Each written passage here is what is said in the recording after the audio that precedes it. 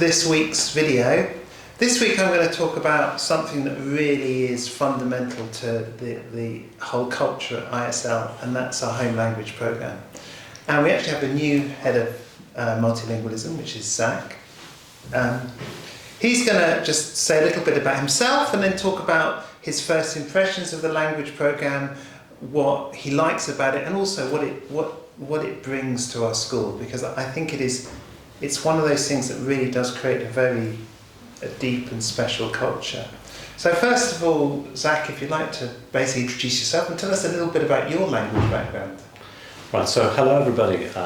It's great to be on the ISL channel presenting multilingualism to you. So my name is Zach. I've been working as a languages teacher and then manager within different languages domains for now. It's a good 12, 13 years. I started off actually teaching English in France as a foreign language, and then I came back to the UK where I became a languages teacher, teaching French and Spanish, and over time I've been working across schools across all sectors, that's both private and state. Can I stop you a second, because I think it'd be nice for people to know how many languages you speak, and I know you speak. Okay. I know you're quite modest about all the languages, but I know you actually have quite a number of languages. Yeah, so it's 5 languages, English, French, Spanish, Polish and Portuguese.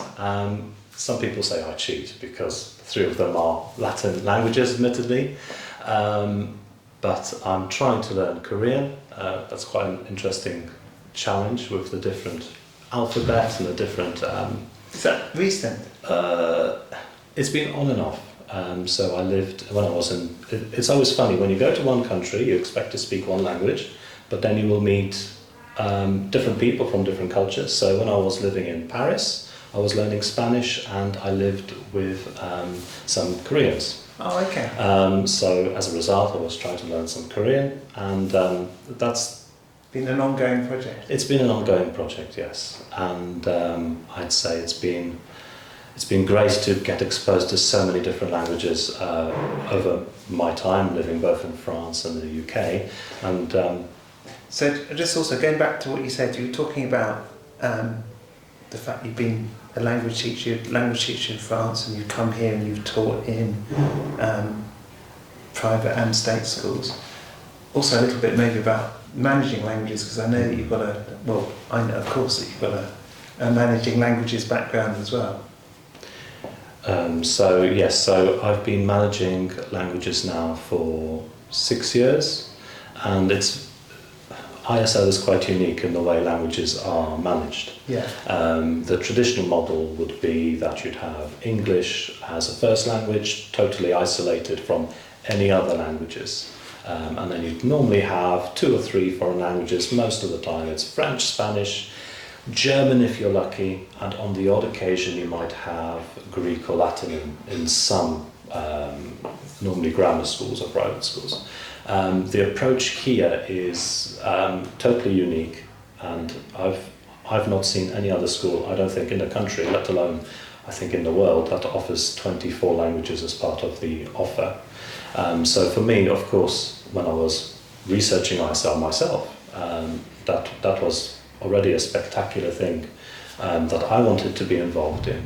So tell me, since you've been here, well, actually, when you first came here, what is it about, when you've looked at our programme and looked at languages, what's your first, the impressions that have jumped out and things that you thought about it? The first thing that is extremely obvious to any visitor to the school is that languages are not something that is kept isolated and to one side of the curriculum. And quite often, languages can seem a little bit neglected.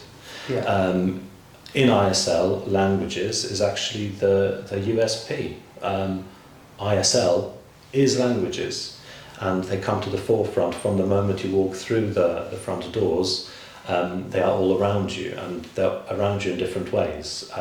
Yeah, I'm going to say, because a lot of people don't realise this, but when you walk around the school, you hear both from staff and students different languages. Lots of schools have taken the choice to enforce English as a spoken language in school. even though there's a lot of language research that shows that that is absolutely not the right thing to do. The more developed you are in your home language, the more it'll impact on any other language, second language, whatever. So the idea that the way to approach languages is just to have enforced English everywhere there's so much research to demonstrate that's not right. And you can see students come to our school, even though we have this multilingual ambience around school, they learn English really quickly. And in a natural way, because there's no sense of an unnatural approach to languages, like as many schools have. Sorry, I would say actually that my biggest challenge in the places I've worked in previously is that the home language spoken by new arrivals would almost become something to not be proud of. The home language would become secondary to English, and that actually causes a lot of issues in a child's development, because suddenly you're not allowed to be who you are. Yeah, you're questioning identity by the very act of demoting a key language. Yeah, your identity actually is forced into a very unnatural change. So here, when students arrive, they are accepted for who they are, and they are allowed to actually embrace their culture, and they embrace it informally through the school, but also very formally through the mother tongue program, where students receive between 2 hours 20 and 2 hours 40, depending on what their age is, which phase they are in. They have formal instruction in their own language, whilst at the same time developing their English, and on some occasions learning a third language. Yeah. So all of those languages are held in equal esteem, and they have the same power in the curriculum, and I think that allows our students to develop much more quickly. Yeah, I think one of the nice things about the schools, if you go and see the younger students, they all think they speak lots of languages because they hear languages all the time and they repeat it. And being young, they think, they pick things up, and that is one of the ways that natural language culture is created. Is there anything else that you've seen as coming around here that's made any? Oh, there's just so much. I would say the one thing that has impressed me is the involvement of the parents within the school community. So on Saturday, last weekend, we had a international food. It was huge. It was so large that it was spilling over out of the hall into the playground and into the kitchens as well. And it was extremely vibrant. So you had, I don't know how many nationalities were presented there, but you could really taste food from every part of the globe. And quality food. Yeah, really, everything from presentation to the actual stalls, to the food itself, to the welcome, to the organisation, and that was an event run almost entirely by the PTA. They do an amazing job. That event is phenomenal. It is spectacular. Also, I've been very pleased with the take-up from parents of parent English classes, which I run on Thursdays.